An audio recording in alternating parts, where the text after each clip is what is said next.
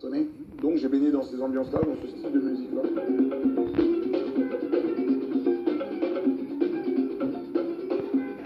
Alors votre famille a quitté Kinshasa pour venir en France, vous aviez 2 ans, pour quelle raison? C'était assez compliqué, c'était à l'époque du dictateur Mobutu. Politiquement, c'était très instable. Donc mon père et ma mère, ils ont décidé de venir en France, tout simplement. Avec toute la fratrie? Avec tout le monde. Bon, à cette époque-là, on n'était pas autant qu'aujourd'hui. Oui. La famille s'est agrandie en France. D'accord, parce que là, vous avez 15 frères et sœurs? Ouais. Génial. Exactement. Non? Ah oui, on est beaucoup. Et vous êtes un enfant sage?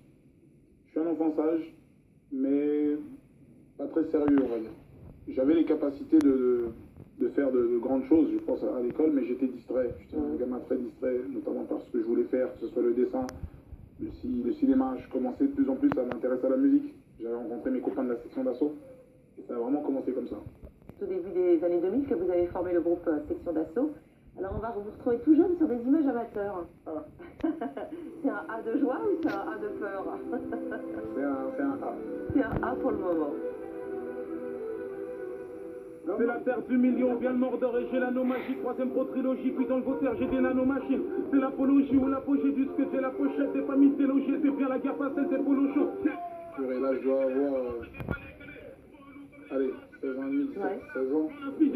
Section d'assaut, un groupe de 8 rappeurs parisiens. Pour se faire connaître, les adolescents font du freestyle dans la rue, des improvisations de rap dans lesquelles excelle Maître Gims. Comment vous les avez rencontrés, les autres membres de section d'assaut? Il y en a que j'ai rencontrés à l'école, il y en a qui étaient juste à côté de l'école. On s'est vraiment rencontrés dans le 9e arrondissement de Paris. Ouais. Et on partageait la même passion. On s'est écouté rapper un petit peu et on s'est dit pourquoi on ne montrait pas un groupe.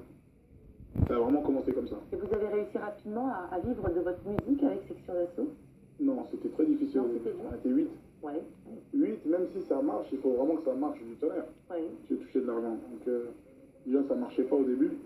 Donc on continue les petits jobs à gauche à droite.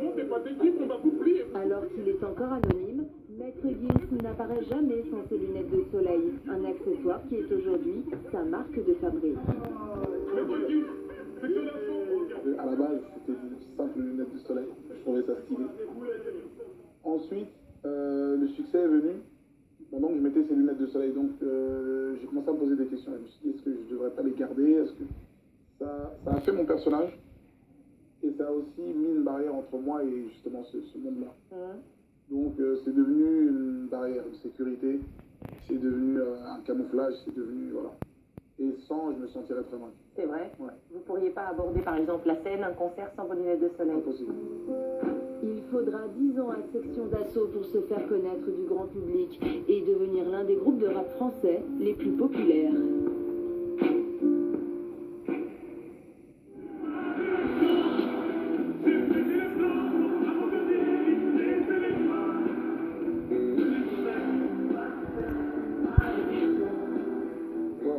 On n'arrive jamais à réaliser qu'il y a autant de monde.